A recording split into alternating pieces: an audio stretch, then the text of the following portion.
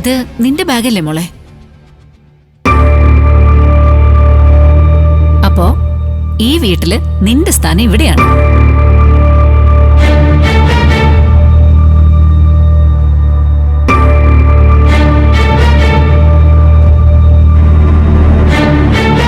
ഞങ്ങളുടെ മോൾ ആരാണെന്നറിയാവോ? അവള് ഞങ്ങൾ എങ്ങനെയാ വളർത്തുകയെന്നറിയാമോ? അവളുടെ പഠിപ്പ് എത്രയെന്നറിയാവോ?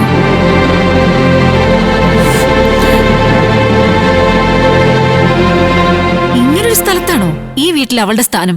അമ്മേ, ഒന്ന് മിണ്ടാതിരിക്കൂ. നീ മിണ്ടാതിരുന്നോണം. ഒരു രാജകുമാരിയെ പോലെയാ ഇവൾ അവിടെ കഴിഞ്ഞിരുന്നത്. ഇങ്ങനൊരു അവസ്ഥയില് ഇവളെ കുറിച്ച് ആലോചിക്കുമ്പോ എന്റെ ചങ്ക പെടയുന്നത്. അതിന് ഞങ്ങൾ ആരെങ്കിലും ആണോ നിങ്ങളുടെ മോളെ ഇവിടെ പിടിച്ചോണ്ടിരുത്തിയത്? അല്ലല്ലോ. നിങ്ങളുടെ വീട്ടിൽ ഒരാൾ ചെയ്ത തെറ്റുകൊണ്ടാ ഇന്നിവൾക്ക് ഇങ്ങനെ കഴിയേണ്ടി വന്നത്. എന്നിട്ട് നിങ്ങൾക്കൊരല്പം പോലും ഗിൽറ്റി ഫീൽ തോന്നുന്നില്ലേ? Please control yourself. നീ ആരാണെന്നോ നിന്റെ വില എന്താണെന്നോ ഇവർക്ക് അറിയില്ല മോളെ. ജനിച്ച അന്ന് മുതല് എന്റെ കുട്ടി ഒന്നിനും കഷ്ടപ്പെട്ടിട്ടില്ല. എന്തിനും ഏതിനും അവൾക്ക് ചുറ്റും ആളുകൾ ഉണ്ടായിരുന്നു. പറയുന്നത് എന്തും അനുസരിക്കാൻ വേലക്കാരുണ്ടായിരുന്നു. നിങ്ങൾക്ക് എത്രമാത്രം വേദന ഉണ്ടാവുമെന്ന് ഞങ്ങൾക്കറിയാം. അതിന് കാരണം ഞങ്ങളുടെ മകനാ. അവൻ ചെയ്ത തെറ്റിന് ഞങ്ങൾ നിങ്ങളോട് മാപ്പ് ചോദിക്കുക. നിങ്ങളുടെ വീട് പോലുള്ളൊരു സ്വർഗമല്ല ഇത്. ഇതൊരു നരകമാണ്. ഇതിനുള്ളിലെ വേദന ഞങ്ങൾ അനുഭവിച്ചോളാം. ദയവ് ചെയ്ത് നിങ്ങളുടെ മകളെ ഇവിടുന്ന് കൂട്ടിക്കൊണ്ടു പോകണം. ആ കുട്ടിയുടെ നല്ല ഭാവിക്ക് ഈ വീട് ചേരില്ല. അതെ, ഈ വീട് നരകമാ. എന്റെ മകൻ താൻ തോന്നിയ ഒരു തെമ്മാടിയാ. അമ്മ, എന്താ അമ്മ ഇങ്ങനെ? എന്തിനാ കരയുന്നേ? നിന്നെ ഈ അവസ്ഥയെ കണ്ടിട്ട് പിന്നെ ഞാൻ എന്ത് ചെയ്യണം? എനിക്ക് എന്ത് അവസ്ഥയുണ്ടെന്ന് അമ്മയെ പറയുന്നേ? ഇവിടെ നമ്മുടെ വീട്ടിലുള്ളതിനേക്കാൾ ഫെസിലിറ്റീസ് കുറവാണെന്നോ? മനസ്സിന് സന്തോഷം ഉണ്ടാവുന്നത് സൗകര്യങ്ങൾ ഉള്ളപ്പോഴാണോ അമ്മേ? നല്ല മനുഷ്യരുടെ ഇടയിൽ കഴിയുമ്പോഴല്ലേ? എന്നിട്ട് അതുണ്ടോ നിനക്കിവിടെ? അവര് നിന്നെ അംഗീകരിക്കുമെന്ന് തോന്നുന്നുണ്ടോ? താലി കെട്ടിയവനാ ആദ്യം നന്നാവേണ്ടത്, അല്ലാതെ അയാളുടെ അച്ഛനും അമ്മയല്ല. നിങ്ങൾ വിചാരിക്കുന്നത് പോലെയുള്ള ഒരാളല്ല വിക്രം. അത് പക്ഷേ ഇപ്പൊ നിങ്ങളുടെ മുന്നിൽ തെളിയിക്കാൻ എനിക്കാവില്ല. അത് നിങ്ങൾക്ക് ബോധ്യപ്പെടുന്ന ഒരു ദിവസം വരും. അതുവരെ ഞാനിവിടെ നിൽക്കേണ്ടത് അയാൾക്കും അത്യാവശ്യമാണ്. നീ ഇവിടെ നിന്നിട്ട് എന്തത്യാവശ്യം അയാൾക്ക്? എനിക്ക് നീ പറയുന്നത് മനസ്സിലാവുന്നില്ല. അത് തൽക്കാലം എനിക്ക് അമ്മയോട് പറയാൻ പറ്റില്ല. കാലം എല്ലാം മനസ്സിലാക്കി തരും. അല്ല, ഇപ്പം അങ്ങോട്ട് പോയതല്ലേ ഉള്ളൂ, അപ്പോഴേക്കും തിരിച്ചെത്തിയോ? അല്ല, ജോലിയും കൂലിയും ഇല്ലാത്തവർക്ക് എപ്പോ വേണമെങ്കിലും വരികയോ പോവുകയോ ഒക്കെ ചെയ്യാലോ അല്ലേ? ഞാൻ വന്നത് എന്റെ സ്വന്തം വീട്ടിലേക്കാ. നിന്റെ അച്ഛൻ ജസ്റ്റിസ് ശങ്കരനാരായണൻ കെട്ടിയുണ്ടാക്കിയ ബംഗ്ലാവിലേക്കല്ല. അവിടേക്ക് കയറണമെങ്കിലേ ഇപ്പൊ ഉള്ള യോഗ്യതയൊന്നും പോരാ. അതേടി, എനിക്ക് കുറച്ച് യോഗ്യത കുറവാ. അതറിഞ്ഞിട്ടും അട്ട ചോര കുടിക്കുന്ന പോലെ എന്തിനാ ഇവിടെ നിൽക്കുന്നേ? വീട്ടുകാർ വിളിച്ചപ്പോ ഇറങ്ങി പോയായിരുന്നില്ല? സത്യത്തിൽ പോയാലോ എന്ന് വിചാരിച്ചതാ. പിന്നെ എന്താടി പോത്തത്? നിന്നെ ആരെങ്കിലും ഇവിടെ പിടിച്ച് കെട്ടിയിട്ടു? എത്രയും പെട്ടെന്ന് ഇറങ്ങി പോകാനല്ലേ എന്റെ അച്ഛനും പറഞ്ഞത്. ആ പാവ അങ്ങനെ പറയുന്നതേ നിങ്ങളെ പോലൊരു വൃത്തി കിട്ടവന്റെ ഭാര്യ ആയതിന്റെ സങ്കടം കൊണ്ടാ. അത് ഞാൻ സമ്മതിച്ചല്ലോ. നീ ഇവിടെ ഉള്ളിടത്തോളം കാലം ഞാൻ ഇനിയും വൃത്തി കിട്ടവനോ? അത് എന്നോട് കാണിക്കാൻ വന്നാലേ എന്റെ സ്വഭാവം മാറും, അത്രേ ഉള്ളൂ. എന്നാലും നീ ഇറങ്ങില്ലല്ലേ? മോനെ വിക്രമ, ഈ വീട്ടിൽ വന്നു കയറി അന്ന് ഞാനൊരു കാര്യം പറഞ്ഞിരുന്നു. നിങ്ങളുടെ ജീവിതം നരകമാക്കി മാറ്റും. ആ പണി ഞാൻ തുടങ്ങിയില്ലല്ലോ. എന്നാ തുടങ്ങ്. നിനക്ക് ചെയ്യാനുള്ളതെല്ലാം ചെയ്തു തീർക്ക്. തല്ലുക കൊല്ലുക എന്താണെന്ന് വെച്ചാ ചെയ്യ. എല്ലാം ഒന്ന് അവസാനിപ്പിച്ച് ഒന്ന് പോയിട്ടോ. ആഗ്രഹമില്ലാഞ്ഞിട്ടല്ല, പക്ഷെ എന്തെങ്കിലും ചെയ്യാന്ന് വിചാരിക്കുമ്പോ എന്നെ താലി കെട്ടിയ കോന്തനാണല്ലോ ഓർത്തു പോകും. അതോടെ ദ്രോഹിക്കാനുള്ള മൂടാകുമ്പോ എങ്ങനെയെങ്കിലും അവളെ ഒന്ന് തിരിച്ചെത്തിക്കാൻ വേണ്ടി തന്നെയാ വർഷ ഞങ്ങൾ നോക്കുന്നത്. അതിനാ പോയതും. എന്നിട്ട് നടന്നോ?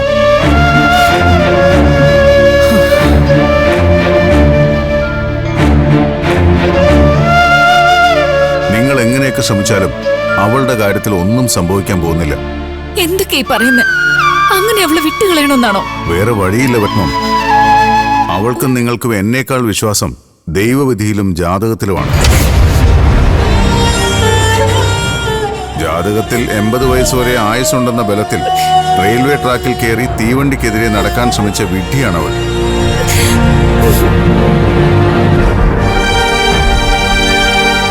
ആർക്കും അവളെ രക്ഷിക്കാനാവില്ല. അങ്ങനെ പറയരുത്. ഒരു തവണ നിങ്ങൾ ചെന്ന് സംസാരിച്ച അവക്ക് കാര്യങ്ങൾ മനസ്സിലാവും. ഞാൻ നിങ്ങളുടെ കാല് പിടിക്കാം, പ്ലീസ്. നോക്ക്, ഇത്രയും കാലം നീയും വിക്രമും എങ്ങനെയായിരുന്നു എന്ന് എനിക്കറിയേണ്ട ആവശ്യമില്ല. ഇനി അങ്ങനെ ആവാൻ ഞാൻ സമ്മതിക്കില്ല. അവന്റെ കൂടെ എങ്ങനെ ജീവിക്കണമെന്ന് ഭാര്യയായ ഞാൻ തീരുമാനിക്കും. നീ ഇടപെടണ്ട, മനസ്സിലായല്ലോ? ഇപ്പൊ നല്ല ഓട്ടോ ഉള്ള സമയല്ലേ, ഓട്ടോറിക്ഷ കൊണ്ട് പോവാൻ നോക്ക്.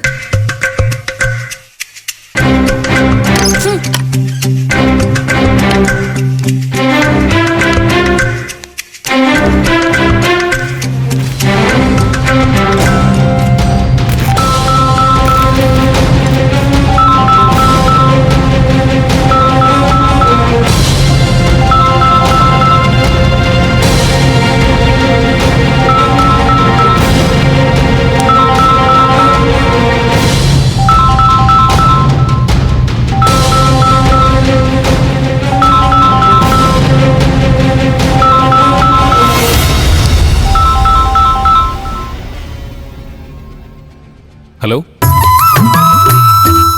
ഹലോ, എന്താ പറയൂ? ഇനി വേതാളമേ, നീ എന്തിനാണ് എന്റെ ഫോൺ എടുത്തത്? ഫോൺ പിന്നെ ബെല്ലടിക്കുമ്പോ എടുക്കാതിരിക്കാൻ പറ്റുമോ? അതിന് നിനക്ക് എന്ത് റൈറ്റാ ഉള്ളത്? എന്റെ ഫോൺ അന്യ സ്ത്രീകൾ എടുക്കുന്നത് എനിക്ക് ഇഷ്ടമല്ല. അത് അന്യ സ്ത്രീകൾ എടുക്കുമ്പോ പറയേണ്ടതല്ലേ, ഭാര്യ എടുക്കുമ്പോ പറയേണ്ടതല്ല. ഭാര്യയോ? നീയോ? താലി കെട്ടിയത് താനല്ലേ, ഇത്രയും പെട്ടെന്ന് മറന്നുപോയോ? ഫോൺ വെക്കടി തോഴ. ഇനി എങ്ങാനും നീ എന്റെ മൊബൈലിൽ തൊട്ടാൽ ഞാൻ നിന്റെ വിരല് വെട്ടും. എന്നിട്ട് എണ്ണയിലിട്ട് വറക്കും, അതോ പുഴുങ്ങി തിന്നു? നിങ്ങൾക്ക് ഈ വയലൻസ് അല്ലാതെ ഒന്നും പറയാനും കാണിക്കാനും ഇല്ലേ? ഇത്തിരി മയത്തോടെ സംസാരിച്ചാലും പെരുമാറിയാലും എന്താ കുഴപ്പം? മഹാത്മാഗാന്ധി എന്താ അക്രമത്തെ പറ്റി പറഞ്ഞിട്ടുള്ളതെന്നറിയോ? ഈ ലോകത്തിലെ എല്ലാത്തരം പ്രശ്നങ്ങൾക്കുമുള്ള ആത്യന്തികമായ പരിഹാരം യഥാർത്ഥത്തിൽ അഹിംസയാണ്. അയ്യോ,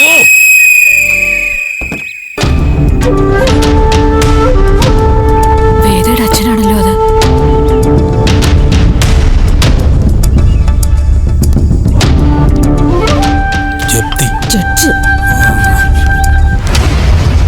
ഞാൻ വേദയുടെ ചേട്ടൻ.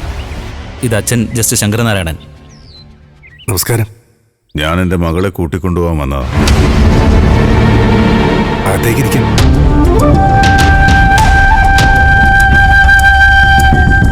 ശ്രീയെ, നീ പോയി ചായയോ ജ്യൂസോ കൊടുക്ക. വന്ന കാലിൽ തന്നെ നിൽക്കാതെ അകത്ത് കയറിയിരിക്കാം. പറഞ്ഞില്ലേ, ഞങ്ങൾ നിങ്ങളുടെ സൽക്കാരം സ്വീകരിക്കാൻ വന്നതല്ല.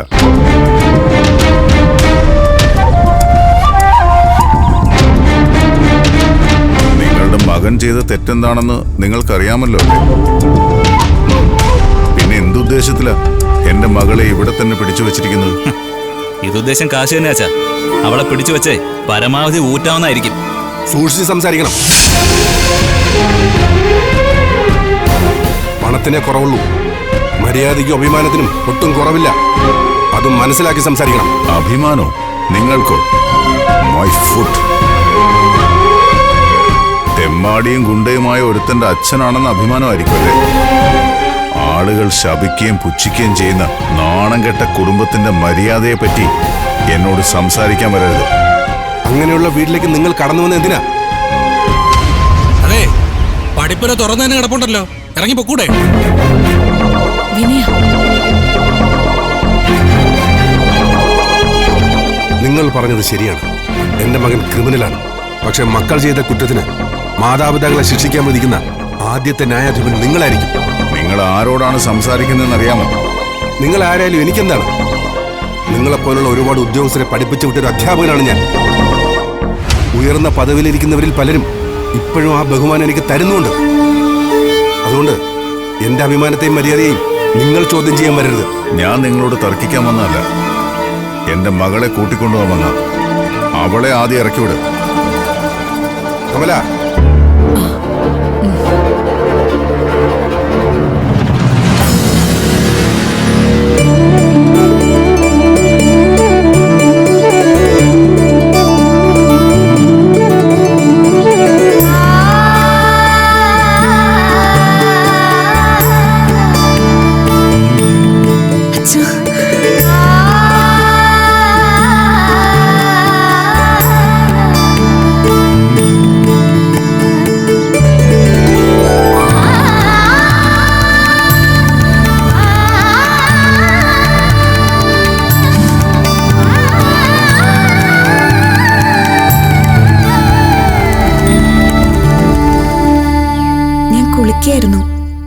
കയറിയിരിക്കെ. നിനക്ക് എന്തു പറ്റി വേദ? വന്ന് വന്ന് നീ ഇവിടുത്തെ വീട്ടുകാരിയെ പോലെ ആയിപ്പോയോ? ഇനി ഞാൻ അങ്ങനെയല്ലേ ആവേണ്ടത് ശ്രീയേട്ടാ. 2-3 ദിവസം കൊണ്ട് നീ കോലം കെട്ടുപോയല്ലോ മോളെ. ഇങ്ങനൊരു അന്തരീക്ഷത്തിലും കുടുംബത്തിലും ജീവിക്കാനാണോ അച്ഛൻ നിന്നെ ഇത്രയും വളർത്തി വലുതാക്കിയത്? മതി, ഈ കുപ്പയിൽ കിടന്ന് നാറേണ്ടവളല്ല നീ. അച്ഛാ, ഇതൊരു അധ്യാപകന്റെ വീടാ.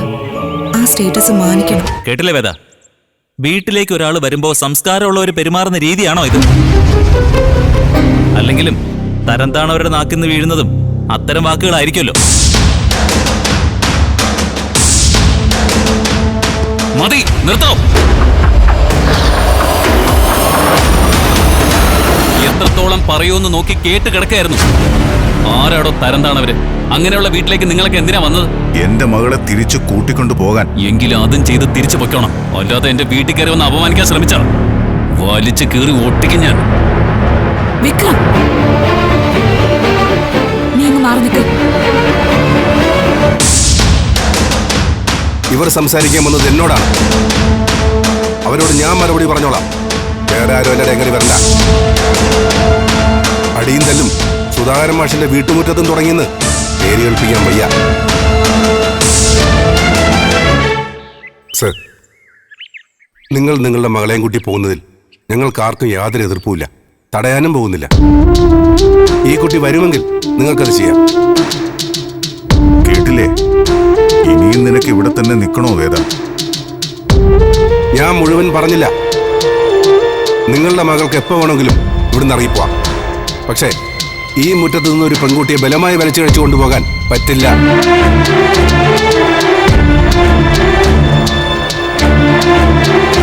അവളുടെ കണ്ണീരും ശാപവും ഇല്ലാതെ ഇറക്കിക്കൊണ്ടുപോകാൻ കഴിയണം. മക്കളെ നല്ല രീതിയിൽ വളർത്തി വലുതാക്കിയ ഒരു അച്ഛനെന്ന നിലയിൽ നിങ്ങൾക്കത് കഴിയുമെന്ന് ഞാൻ വിചാരിക്കുന്നു.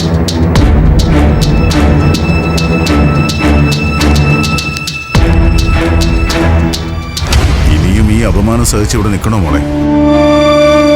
ഈ പറഞ്ഞു കേട്ടത് അപമാനമല്ല അച്ഛാ, എന്നോടുള്ള കരുതലും സ്നേഹവുമാണ്. ഇവിടുത്തെ എന്റെ ജീവിതത്തെ പറ്റി അച്ഛൻ ഇനി ആലോചിക്കണ്ട. എനിക്കിവിടെ ഒരു കുഴപ്പവും വരില്ല. അച്ഛൻ പൊയ്ക്കോളൂ. വേദ,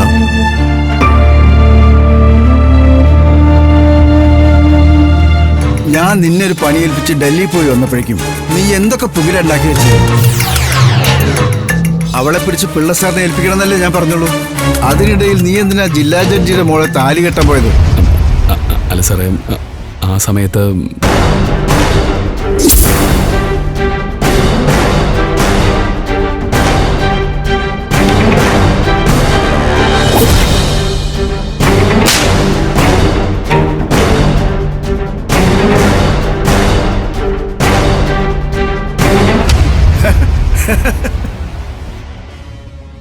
കാര്യങ്ങളൊക്കെ ഞാൻ അറിഞ്ഞു. നാട്ടുകാരെ മുന്നിൽ വെച്ചൊരു പെണ്ണ് കരണത്തടിച്ചാൽ ചില ആണുങ്ങൾ ഇങ്ങനെയൊക്കെ ചെയ്യും. നിന്നെപ്പോലെ ടെമ്പർ കൂടി ഇതിനാവുമ്പോൾ പ്രത്യേകിച്ചും. എന്നിട്ടിപ്പോ അവള് വീട്ടിൽ വന്നാൽ കൂടിയല്ലേ? അവൾ അധികം അവിടെ നിൽക്കില്ല. ഞാൻ പിടിച്ച് പുറത്താക്കിക്കോളാം. എന്തിന്? അവള് നിന്റെ ഭാര്യ ആയിരിക്കുന്നോണ്ട് എനിക്കെന്താ പ്രശ്നം? സർ, ഭാര്യയൊന്നും ആയിട്ടില്ല. നമ്മുടെ നാട്ടിലെ നടപ്പനുസരിച്ച് താലി കെട്ടിയ പിന്നെ അങ്ങനെയാണല്ലോ. സാർ, അത് ബൈ ഇലക്ഷൻ അടുത്തു വരികയാണ്. അതുവരെ നമ്മുടെ ആളുകളുടെ ഭാഗത്തുനിന്ന് ഒരു കോട്ടവും നമ്മുടെ പാർട്ടിക്ക് വരാൻ പാടില്ല. നിനക്കറിയാലോ, പ്രോഗ്രസീവ് പാർട്ടിയുടെ ഒത്താശയോടുകൂടി തട്ടിക്കൊണ്ടുപോയി പീഡിപ്പിച്ചു എന്നേ മാധ്യമങ്ങൾ പറയൂ. അല്ല, വയറ്റുപ്പഴപ്പായതുകൊണ്ട് അവർക്ക് അങ്ങനെ പറയാൻ പറ്റൂ. അതുകൊണ്ട് ഏത് രീതിയിലായാലും ആ പ്രശ്നം നീ പരിഹരിക്കണം. ഒന്നുകിൽ ഔദ്യോഗികമായി ഭാര്യയാക്കിക്കൊണ്ട്, അല്ലെങ്കിൽ അവളെ വീട്ടുകാർ ആഗ്രഹിച്ച പ്രകാരം അവളെ തിരിച്ചെത്തിച്ച് പ്രശ്നങ്ങൾ അവസാനിപ്പിച്ചുകൊണ്ട്. താലി കെട്ടി കൊണ്ടുവന്നു എന്നല്ലേ ഉള്ളൂ, അവളുമായി വേറെ വല്ല. സാർ, നീ അങ്ങനെ ഒരുത്തനല്ലാന്ന് എനിക്കറിയാം. ഏനക്കേട് എന്തെങ്കിലും നമ്മുടെ ഭാഗത്ത് പറ്റിയ അറിയാലോ, കാലം പൊട്ടയാ. ഇതിനേക്കാൾ എരിവും പുളിയുള്ള ഒരുപാട് കാര്യങ്ങൾ ചുറ്റും നടക്കുന്നതുകൊണ്ട് തൽക്കാലം മീഡിയ ഈ വിഷയം ഏറ്റെടുത്തിട്ടില്ല. പക്ഷെ ഇലക്ഷൻ വരുമ്പോൾ എതിർ പാർട്ടിക്കാർ മുഴുവൻ ഇതൊരു വിഷയമാക്കി മാറ്റും. ഇപ്പോൾ ഇല്ലാത്ത പ്രാധാന്യം അപ്പോൾ ഈ കേസിലുണ്ടാവും. അതിനു മുമ്പ് എങ്ങനെയെങ്കിലും എൻ്റെ മോൻ ഈ പ്രശ്നം പരിഹരിച്ചിരിക്കണം. കേട്ടല്ലോ? ഉറപ്പായും ശ്രീനി സർ, ഞാൻ കാരണം ഒരു പ്രശ്നം സാറിനുണ്ടാവില്ല. എനിക്കറിയാം. അതാണല്ലോ വിക്രം. വാ.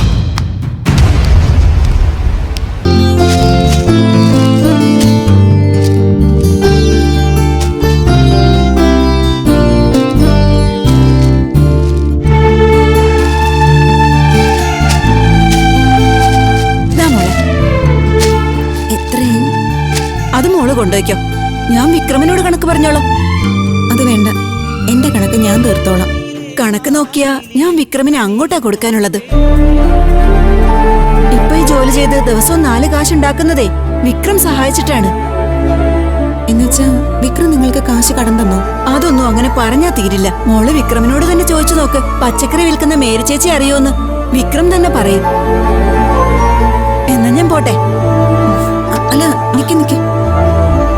ഇത്തവണ പൈസ ഞാൻ എന്തായാലും തരും. വിക്രം ചെയ്ത സഹായത്തിന് വിക്രത്തിന് തന്നെ തിരിച്ചു ചെയ്താൽ മതി. ചേച്ചി ഇപ്പൊ എത്രയായിന്ന് പറ. വേണ്ട മോളെ, നമ്മൾ അധ്വാനിച്ചുണ്ടാക്കുന്ന പണം ഒരിക്കലും വേണ്ടെന്ന് പറയരുത്. അതിന് അതിൻ്റെതായ വിലയുണ്ട് ചേച്ചി. എന്നാ ശരി, ഒരു 200.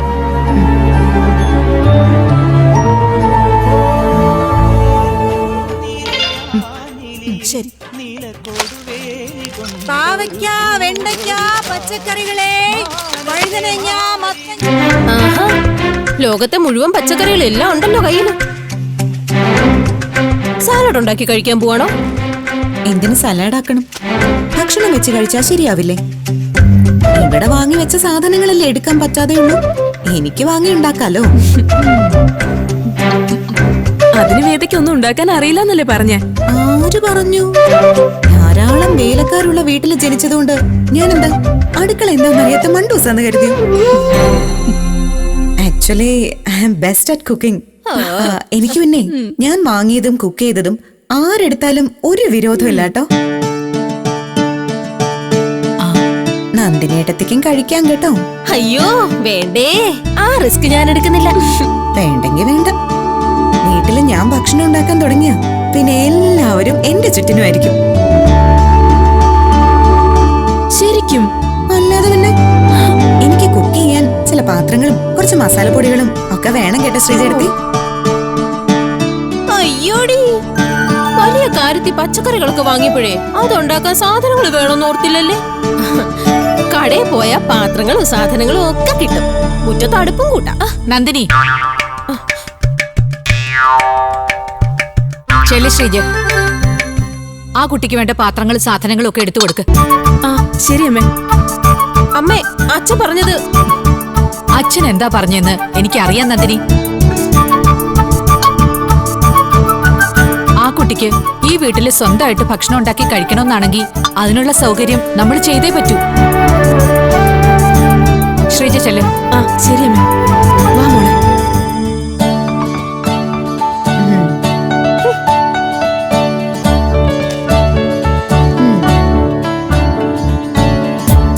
വാ, അവിടോട്ട് വെച്ചോളൂ.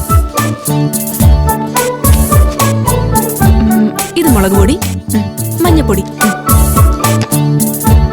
ഇത് മല്ലിപ്പൊടി, ഇത് കുരുമുളക്.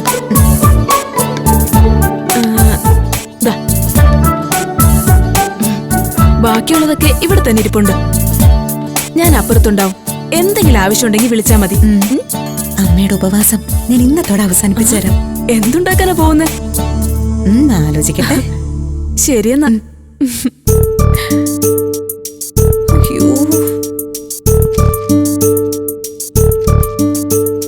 എന്തുണ്ടാക്കും എന്റെ ദൈവമേ, എനിക്കൊന്നും അറിഞ്ഞൂടാ.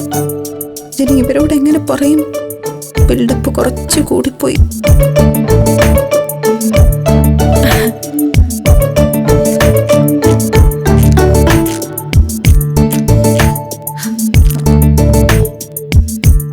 വെജിറ്റബിൾ പുലാവും കുറുമയും ഉണ്ടാക്കാം അല്ലേ ശ്രീജേടത്തി? കേട്ടില്ലേ ശ്രീജേച്ചി? വെജിറ്റബിൾ പുലാവും കുറുമേ. ആ കുട്ടി എന്താന്ന് വെച്ചാ ഉണ്ടാക്കിക്കോട്ടെ. നിനക്കെന്താ?